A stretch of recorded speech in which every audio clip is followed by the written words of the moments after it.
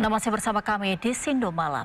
Pemirsa, relawan Joko Widodo dan Peradi Bersatu datangi Mabes Polri guna mengirimkan surat keberatan hukum untuk mendesak Polri segera menuntaskan kasus ijazah Joko Widodo. Mereka meminta Polri untuk mendesak Polda Metro Jaya agar segera menetapkan tersangka dugaan pencemaran nama baik kasus ijazah Jokowi. Gibran Jokowi diam, ya. Karena kenapa datang di sini? Karena Polri terlambat laporan, ya. Laporan Pak Jokowi. Kasus ijazah Presiden RI ke-7 Joko Widodo masih terus bergulir hingga kini. Gabungan relawan Joko Widodo, Prabowo Subianto, Gibran, dan Peradi Bersatu mendatangi Mabes Polri untuk mengirimkan surat keberatan hukum pada Kamis siang. Mereka menyebut surat ini dikirimkan untuk meminta Polri agar mendesak Polda Metro Jaya segera menuntaskan dugaan pencemaran nama baik kasus ijazah Joko Widodo. Relawan menilai pihak Polda Metro Jaya lambat dalam menetapkan Roy Suryo CS sebagai tersangka dalam kasus ini, meskipun kasusnya sudah naik ke penyidikan. Kita memang adalah ingin, katakanlah, selama ini Polri diuak-uak oleh mereka, kita ingin menunjukkan sebagai warga negara, ya, kita mencintai Polri dan kita meminta kepada Mabes Polri dan juga Polda Metro Jaya untuk segera, ya, melaksanakan gelar perkara dan menetapkan status hukum Pak Jokowi, ya, sehingga ini jelas terang benderang dan tidak ada lagi yang namanya polarisasi di bawah. Seolah-olah polisi itu takut sama mereka, ya. Nah, untuk itu kami memberikan surat pengawasan dan keberatan hukum terhadap penyidikan di Polda Metro Jaya, ya, agar supaya ini tahapan. Jadi teman-teman, ini bukan laporan, ya, sekali lagi ini bukan laporan, tetapi tahapan di mana tahapan penyidikan itu harus ada kepastian hukum. Artinya kalau dia tahapan dari lidik, sidik, BAP tersangka itu harus wajib dilakukan melalui gelar perkara yang akan dilakukan oleh Polda Metro. Kami mendesak Mabes Polri untuk segera Polda Metro Jaya melakukan gelar perkara dalam hal ini untuk penetapan tersangka mereka.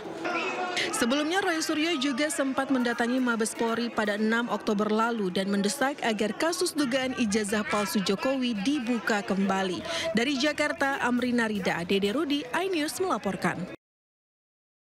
Pemirsa, kuasa hukum relawan Jokowi Sylvester Matutina mengklaim kasus pencemaran nama baik yang menjerat kliennya sudah kadaluarsa sehingga tidak bisa dieksekusi.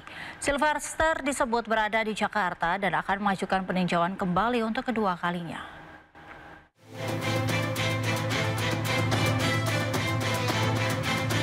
Kuasa hukum Ketua Umum Solidaritas Merah Putih Sylvester Matutina menyebut kliennya berada di Jakarta. Sebelumnya, Kejaksaan Negeri Jakarta Selatan mencari keberadaan relawan Jokowi itu untuk segera dieksekusi. Bahkan massa berdemo menuntut Sylvester segera ditangkap. Namun kuasa hukum Sylvester mengklaim kasus Sylvester sudah kadaluarsa sehingga tidak dapat dieksekusi. Bahkan pihaknya berencana mengajukan peninjauan kembali untuk kedua kalinya. Pak Sylvester yang intinya ada di Jakarta. Itu dulu saya jelaskan, ya. Intinya ada di Jakarta terkait dengan eksekusi yang akan dilaksanakan oleh Kejaksaan. Sebenarnya aliansi dari Aruki itu telah menggugat Kejaksaan Negeri Jakarta Selatan di Pengadilan Jakarta Selatan dan jelas gugatannya ditolak. Artinya apa? Eksekusi tidak perlu dilaksanakan lagi. Itu yang perlu saya sampaikan. Terkait dengan referensi hukum yang bisa saya sampaikan terhadap perkara Sylvester Matutina, bahwa jelas pasal yang menjerat Pak Sylvester telah kadaluarsa. Oke, menjalankan putusan terkait dengan undang-undang hukum pidana, yaitu pasal 8485, bahwa peristiwa tersebut telah kadaluarsa dan tidak patut untuk dieksekusi lagi. Akar permasalahan bangsa ini adalah ambisi politik Yusuf Kala. Mari kita mundurkan Yusuf Kala. Sebelumnya, Sylvester Matutina telah divonis bersalah atas kasus pencemaran nama baik terhadap mantan Wakil Presiden Yusuf Kala pada tahun 2018 lalu. Yakni terkait tudingan Sylvester yang menilai JK menggunakan isu SARA untuk memenangkan pasangan Anies Sandi di Pilkada DKI 2017 lalu. Namun hingga kini pihak kejaksaan belum mengeksekusi Sylvester. Dari Jakarta, Amrina Rida, Dede Rudi, iNews melaporkan. Pemirsa, Roy Suryo mengaku punya bukti baru dalam kasus ijazah palsu Joko Widodo. Namun pengacara Jokowi tegaskan fotokopi ijazah tidak bisa jadi bukti.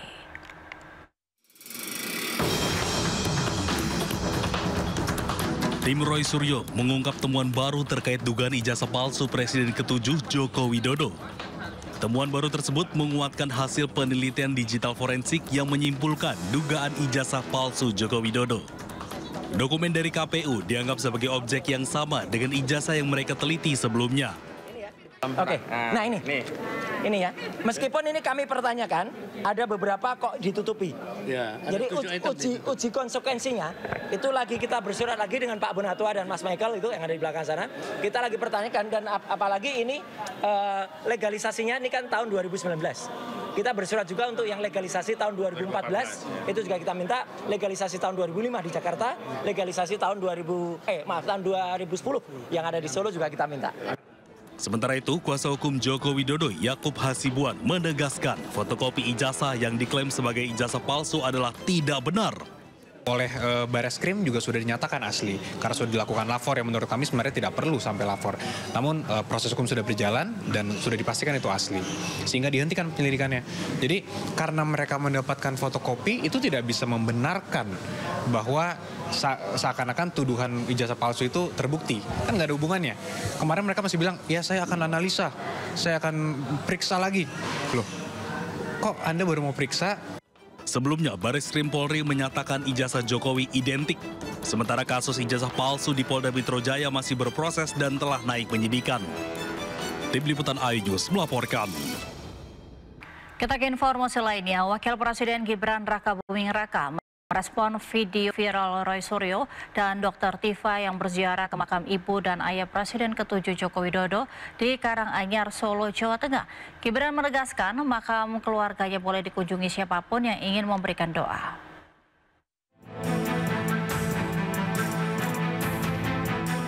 Roy dan kawan-kawan bersama Dr. Tifa sengaja ziarah kubur dan mendoakan sang kakek serta nenek dari Wakil Presiden Gibran Rakabuming Raka. Terkait hal ini, Gibran menyampaikan, atas nama pribadi dan keluarga, saya mengucapkan terima kasih atas perhatian Pak Roy Suryo dan Ibu Dr. Tifa yang sudah sengaja datang melakukan ziarah kubur dan mendoakan kakek nenek kami tercinta yang telah tiada. Gubernur Sumatera Utara Bobi Nasution merespon teguran inflasi sumut tertinggi di Indonesia. Bobi Nasution mengatakan pihaknya terus melakukan upaya agar sumut tidak lagi alami inflasi yang cukup tinggi. Inflasinya tertinggi. Bahwa di sini kita sama-sama melihat Provinsi Sumatera Utara 5,32. Gubernur Sumatera Utara Bobi Nasution kena tegur Kementerian Dalam Negeri. Pasalnya, inflasi di Sumatera Utara menjadi yang tertinggi se-Indonesia dengan 5,32%. Hal itu disampaikan Sekretaris Jenderal Kemendagri Tom Sitohir dalam rapat koordinasi pengendalian inflasi daerah. Teman-teman kepala daerah dan pemerintah daerah harus bekerja keras nih, daerah yang merah-merah ini. Kenapa? Karena yang lain bisa, gitu loh. Menjawab teguran, Gubernur Sumatera Utara Bobi Nasution melakukan sejumlah langkah untuk menekan inflasi. Salah satunya adalah melakukan gerakan pangan murah. Bobi juga akan memperkuat kerjasama antar daerah dalam menjaga ketersediaan pasokan pangan. Yang bisa kita bantu atau bisa kita intervensi adalah dari pola teleponnya. Per hari ini kita sudah ada operasi pasar, Pak ya, dan hari ini kita kirim barang juga. Salah satunya yang paling tinggi pola teleponnya adalah cabai merah. Kita ini beli dari luar daerah, dari luar Sumatera Utara. Hari ini sudah dikirim. Kita lagi mencoba cari terus. Kita intervensi sampai dengan akhir tahun ini. Kepala daerah dengan inflasi tertinggi dituntut bekerja lebih keras karena tingginya inflasi akan sangat berdampak bagi masyarakat. Selain Provinsi Sumatera Utara yang mengalami inflasi tertinggi di Indonesia, medio September 2025 adalah Riau dan Aceh. Dari Medan, Sumatera Utara, Aminur Rashid, iNews melaporkan.